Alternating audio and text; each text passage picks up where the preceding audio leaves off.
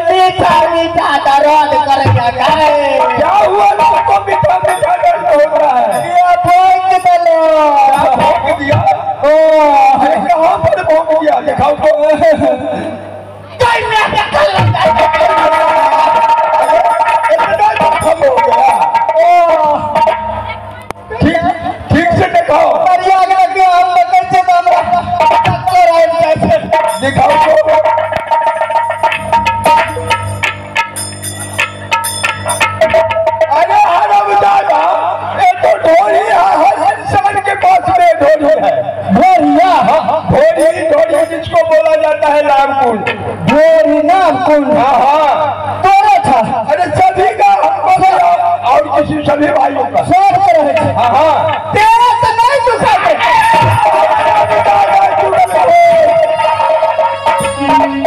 मंत्री अब तो यहाँ पर बहानाबाजी छोड़ो, तुम सही ढंग से पहरा करना और हम जा रहा हूँ अपने राजमहल आराम करने के लिए। हमें पैसा गिर गया। क्या हुआ? पैसा गिर गया।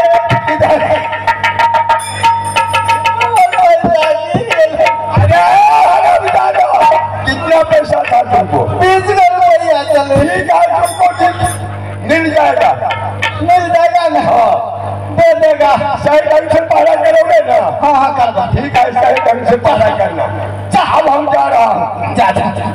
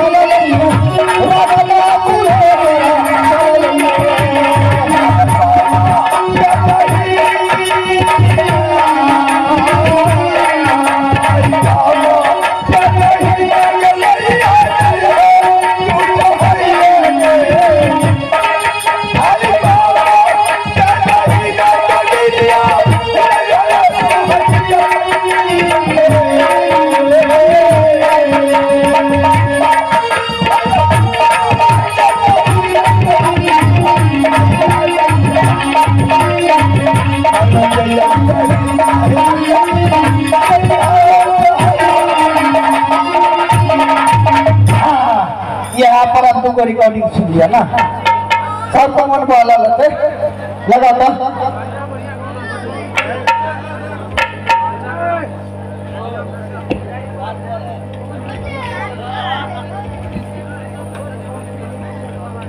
और रिकॉर्डिंग वाली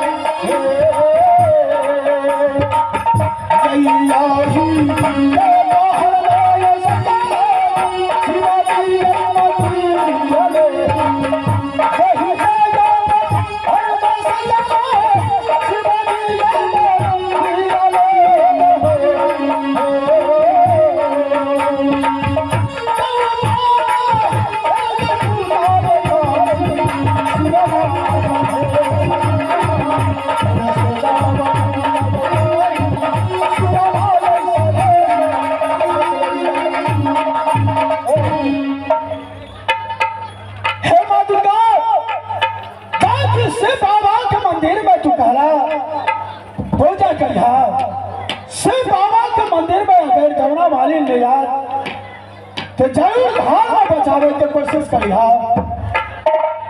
ऐसे बाबा मंदिर में सब बार लगा के हम जरूर हे माँ दुर्गा जरूर तो हम नित्य की सेवा कर पूजा कर। बाबा भोलेनाथ हम आयल छी पुजरिया, बाबा भोलेनाथ हम आयल छी पुजरिया, यहाँ के दुआरिया, बाबा भोलेनाथ हम आयल छी पुजरिया, यहाँ के दुआरिया, या छल पद तेरे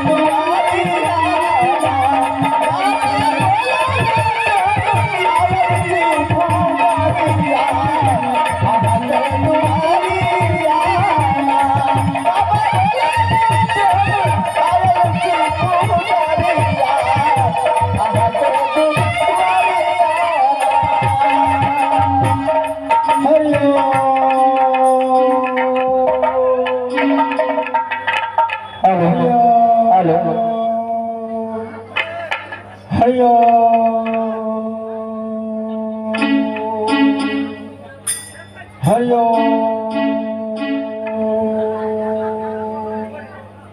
आई झुमले